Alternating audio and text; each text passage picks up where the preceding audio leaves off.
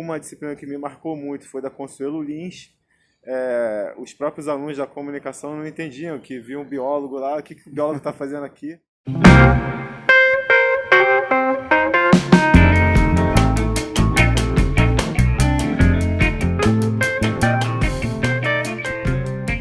Boa tarde, estou aqui com o professor Rafael Nogueira, professor da UFRJ,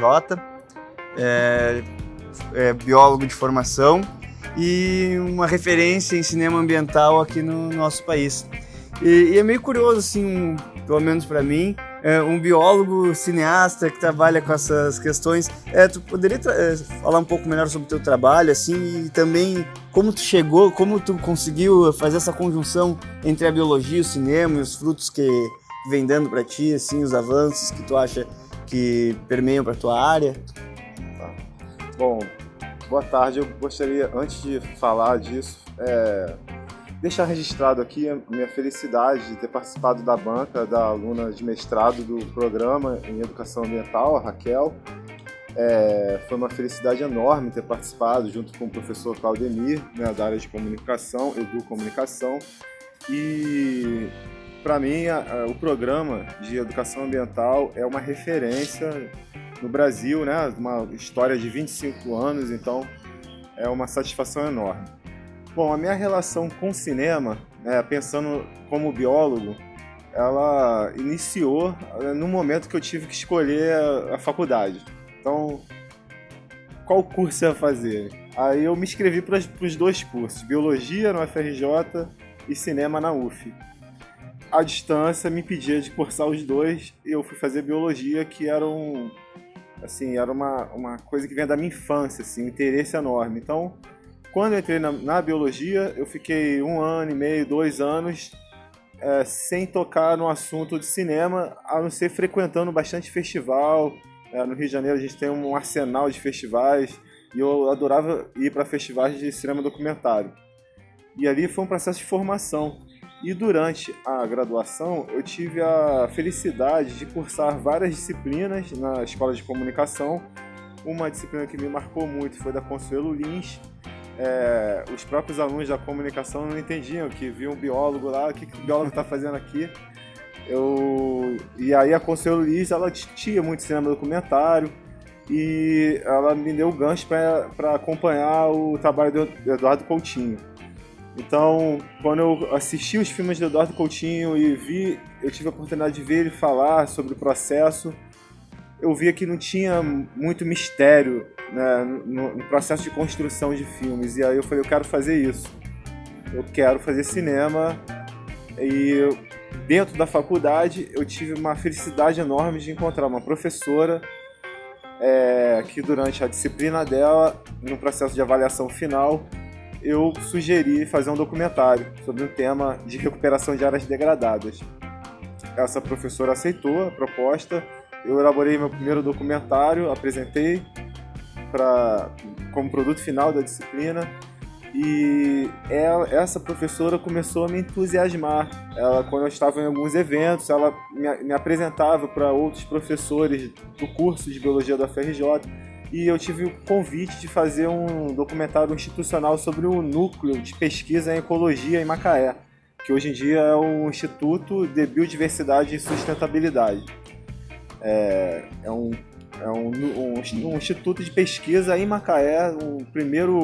Foi o primeiro processo de saída da universidade da capital para o interior.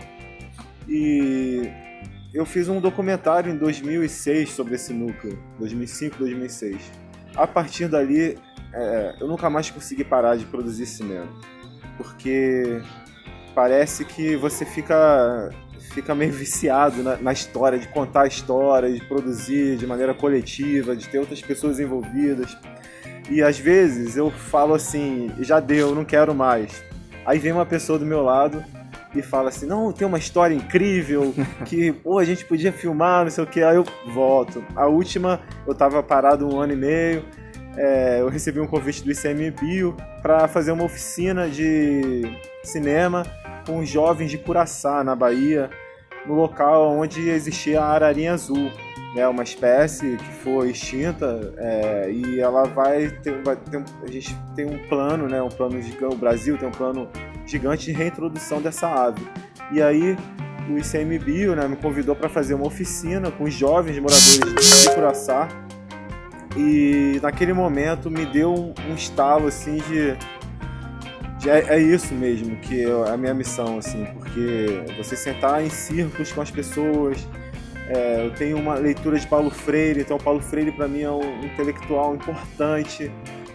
Então quando você participa de experiências assim coletivas, eu acho que é um caminho interessante você pensar a biologia junto com pessoas, não aquela biologia fechada dentro do livro, né, mas é uma biologia da vida, é uma biologia que vai de encontro com os saberes que estão, os saberes orais, os saberes que estão espalhados, que não estão nos grandes centros de pesquisa. Então, você conseguir juntar uma pesquisa acadêmica com contato com essas pessoas que têm uma história, né, uma vivência com o ambiente, eu acho que isso é um processo muito bom de formação para os biólogos. Sim. Então, por isso, só para fechar o raciocínio, eu levo essa perspectiva de fazer cinema na biologia, porque é uma forma de você contribuir com o processo de formação do biólogo e também do professor. Então, é dessa maneira que a minha história ela se mistura, então, essa relação entre biologia, cinema, né, ciências ambientais, cinema. Entendi, interessante. A gente sabe que tu tem um grupo de pesquisa que é muito ativo, o CUCA, né? Tu poderia falar um pouco para nós, assim, o que vocês trabalham ali, o que é a área de pesquisa de vocês, de uma forma também sintética para a gente poder entender melhor? Tá. Então, o CUCA é o Coletivo de Pesquisa em Cinema Ambiental. Ele surge nesse núcleo de pesquisas em ecologia, né? Esse núcleo ele tem uma participação enorme na construção do Parque Nacional da Restinga de Urubatiba. Tem uma história de pesquisa vasta da fauna, da flora, então tem vários estudos sobre ecologia. E eu senti a necessidade de dialogar com as pessoas que moram no entorno do parque, ou até aquelas pessoas que foram removidas pela criação da unidade. E aí eu recebi um convite dos pesquisadores do PELD, né, um projeto grande do CNPq, que é a Pesquisa Ecológica de Longa Duração, para fazer educação ambiental com as comunidades no entorno do parque. E aí existia uma ideia de que, já que você trabalha com cinema, faz filmes explicando a natureza para as pessoas. E aí o coletivo de pesquisa resolveu fazer um inverso.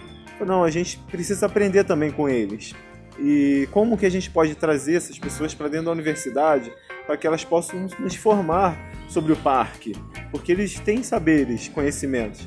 Então a gente tem produzido uma série de documentários chamado Personagens do Parque Nacional de Restinga de Urubatiba, no qual são as pessoas, pescadores, comunidades tradicionais que mostram pra gente, revelam uma biologia diferente. Então aí a gente produz os documentários, eles são produzidos no processo de um curso de extensão.